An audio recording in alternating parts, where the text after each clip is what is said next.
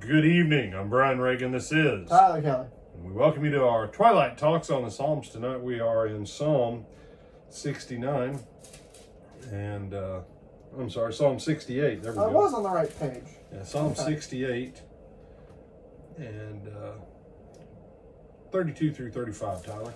Never mind. 38, 35? Yeah, 35, 38. Okay. Since Sing to we're God, 38. you kingdoms of the earth. O sing praise to the Lord, Selah. To him who rides in the heaven of heavens, which were of old. Indeed, he sends out his voice, a mighty voice. Ascribe strength to God, his excellence is over Israel, and his strength is in the clouds.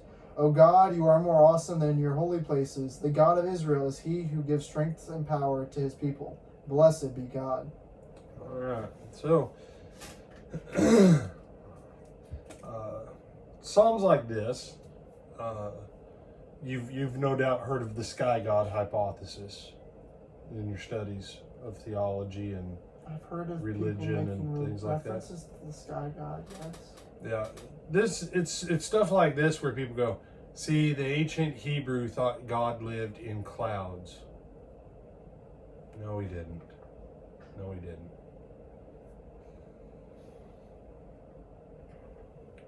When you read in the Psalms, or even in the New Testament, I'm thinking of Hebrews chapter 12, when the writer of Hebrews says, you know, you've not come to the mountain that can be shaken, but you've come to the one that cannot.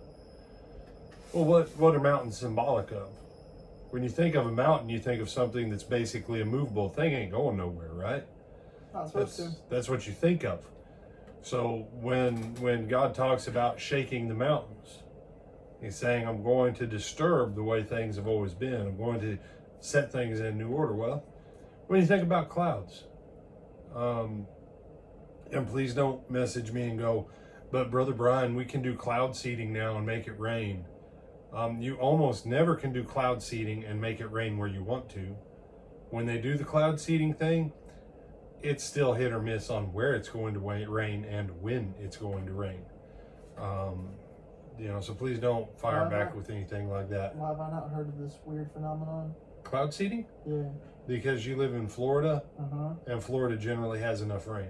this is true. But in places where it's not, yeah, it is really a thing. Okay. Back in the day, they used to take like howitzer type cannons, shoot projectiles into the clouds, and blow it up, and it would seed the clouds to try and stimulate the cloud to going on ahead and dropping rain. And so it was only mildly successful and not any control over when and where? Yeah, it doesn't, yeah. Which basically means it was pointless. Yeah. But what's the point here? You say, well, I thought the point was for you and Tyler to talk about cloud seeding. No. I hope not. But when you think about clouds, when you think about wind, what control do you have over it? And that's the point, you don't. A Cat 5 hurricane, you can stand in the way of a Cat 5 hurricane. That's your choice. You can stand in the way of a F5 tornado. I think they've got some new way you're supposed to refer to it. I don't care. A big tornado. Yeah. The worst, baddest category of the baddest of the bad. Right?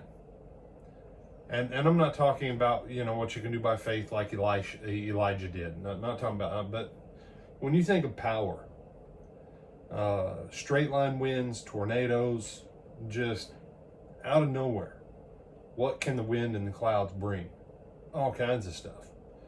And that's the point of the writer of the writer of the Psalm here, writing to the Hebrew people, is he's trying to make the point that these forces of nature, that they are the playthings, they are the tools on which the God of eternity, quote, rides. And this is a very different kind of thing.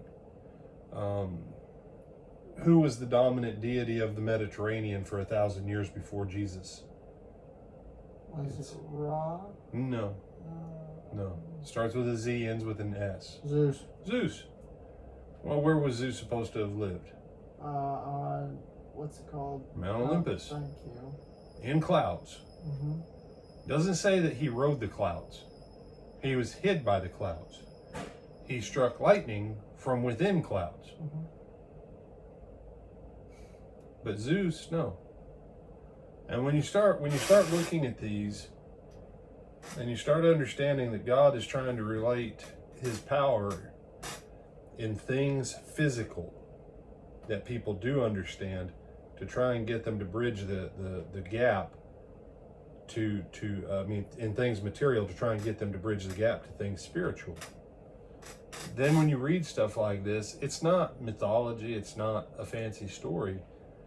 You have to ask yourself, if you've ever been in clouds, flying in an airplane, and I remember one time, Tyler, we flew through a thunder cell, and there was no way to really go around it. You ever seen clouds that were green? I've been in green clouds before. I'm here to tell you. What is a green cloud? Dude, the cloud is green. I figured that when you said that. I've just, And the lightning is cracking all around the plane and everything.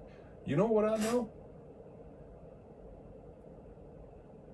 It won't take much of anything for that thing to go wrong.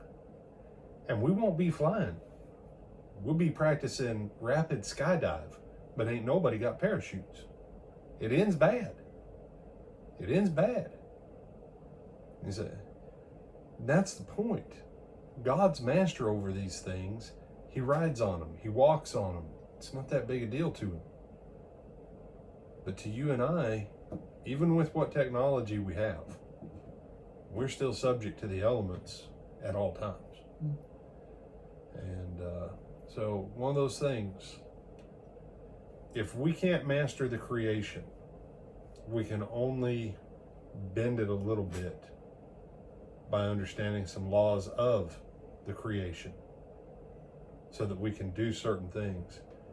But the moment that any of that stuff gets too wild, we're out of the game. Doesn't that make you think maybe you should consider the creator? Because if we can't beat clouds, if we can't beat tsunamis and tidal waves and stuff like that, if you ain't beating tornadoes back, you need to really think about the creator. I don't think I've ever picked a fight with a tornado, Tyler. Just, no. Seems like a good idea not to start anything. It is. So as you think about the majesty of God, think about this imagery and contemplate what kind of a being it is that to him, this is just a day of surfing, basically. Any other thoughts? No, sir.